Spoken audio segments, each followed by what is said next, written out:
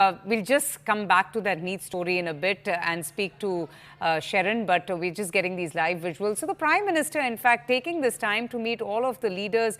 As you're seeing here, he had just met with the French President Emmanuel Macron, and now, of course, he's meeting with Rishi Sunak. So the Prime Minister using this time to have a brief tete-a-tete with all of the global leaders before those big marathon meetings begin. He is, in fact, going to be engaged in an action-packed day in Italy.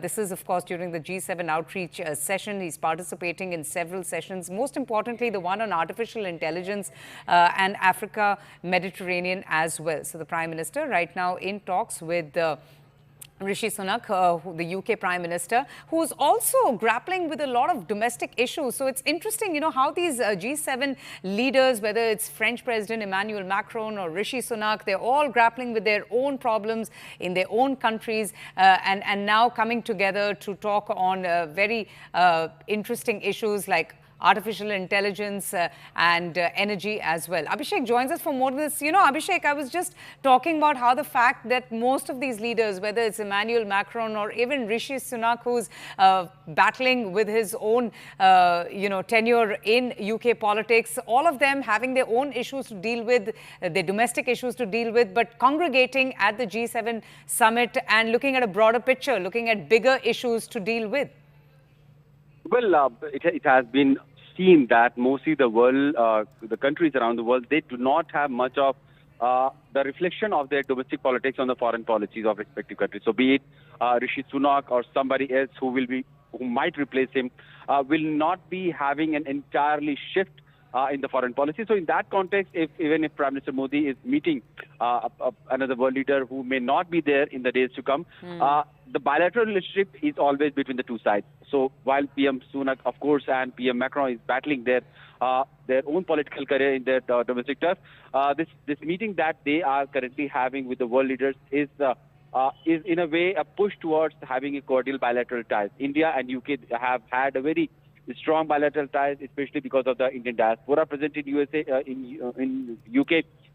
Thousands of Indian students every year go there. There have been then collaboration between India and UK in terms of defense, strategic cooperation. UK has also released its own Indo-Pacific policy. Then there are cooperation in terms of science, climate change, and other areas also. So in that context, when Prime Minister Modi will be having a meeting with Rishi Sunak, then India and UK will be further in their bilateral ties. And what all new areas of cooperation and collaboration can be discussed, that remains to be seen.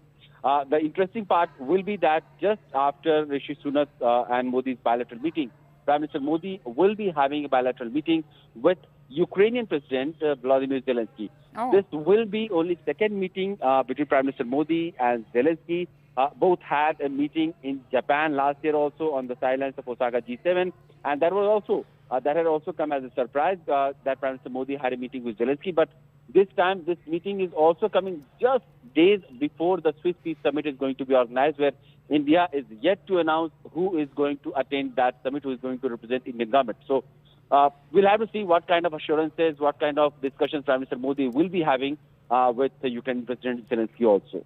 So tell me something, this is also coming at a time when the G7 leaders have agreed on that $50 billion loan to Ukraine as well. So I know that this perhaps is not related to India, but the Prime Minister, I'm sure, would also be interested to know as to what really will be the plans for Ukraine continuing, given the continuing war with Russia as well, and also given India's relationship with Russia. So, Vitika, clearly that decision of giving $50 billion assistance to Ukraine out of the interest that has been incurred on the frozen Russian assets in various Western countries and USA is a decision of the G7 bloc. So clearly India and other invited members or countries do not have much say in that. True. But will India be part of that upcoming peace summit on that Ukrainian conflict that's scheduled to happen in Switzerland? Well, India is going to be represented there, and there are talks that some level of representation can happen, whether it will be at the level of secretary or the foreign minister, because the Prime Minister Modi has invitation to visit that peace summit and to attend. But it doesn't look like that Prime Minister Modi will be going there immediately after G7. So we'll have to see what kind of and what level of representation India will be having. India will surely having a representation in the Peace Summit, but the Ministry of External Affairs has been reluctant to divulge the details as to who is going to represent India at the Peace Summit in Switzerland. Very interesting. So tell us also, Abhishek, what is the protocol? What is the itinerary for the remaining part of the day? The Prime Minister is taking this time out, meeting every leader on a 1:1 person. And then what happens after that? Well, Prime Minister Modi will be having a couple of more meetings. Meeting with German Chancellor Olaf Scholz is due. And also a meeting with Italian Prime Minister Giorgia Meloni is due. Then Prime Minister will be having a dinner that will be organized by all the leaders from the world who have gathered at this G20 Summit meeting. Then there will be a cultural program, and after that, Prime Minister Modi will depart from Italy. It has been a very short visit of almost like a day-long visit. Yes. While Prime Minister Modi had more than 7 bilateral meetings, he also had outreach events where he interacted with world leaders present at G7, and then he will have some informal and casual interaction opportunities as well, while those dinners and major gala events will be hosted by the Italian.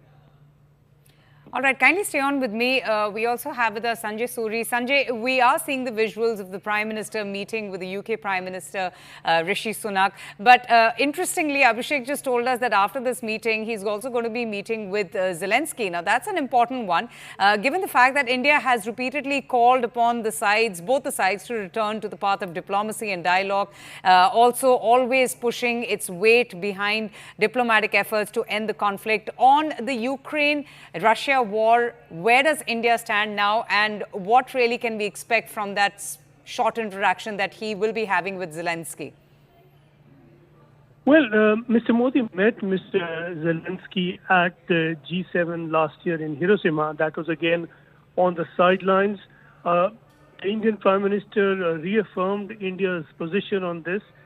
It has not been a position of any endorsement of the military moves by Russia. India's position is that it stands for respect for sovereignty and territorial integrity of states. It asks for an end to hostilities, and it asks for a return to the path of diplomacy and dialogue. That, of course, easier said than done. In fact, Mr. Modi went beyond that.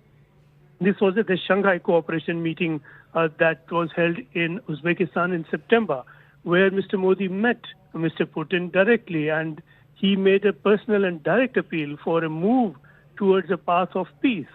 The reason that this has not resulted in peace is that President Putin is not the world's best listener. But clearly, the Indian efforts have been ongoing, and they will remain ongoing.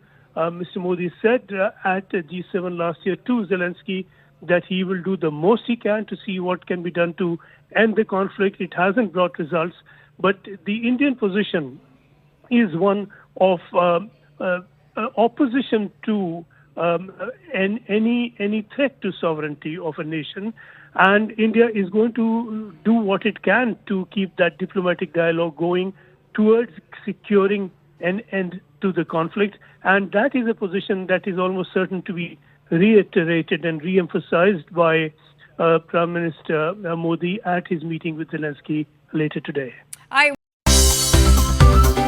Thank you for watching CNBC TV 18. For all the latest news and updates, do follow us on our social media platforms.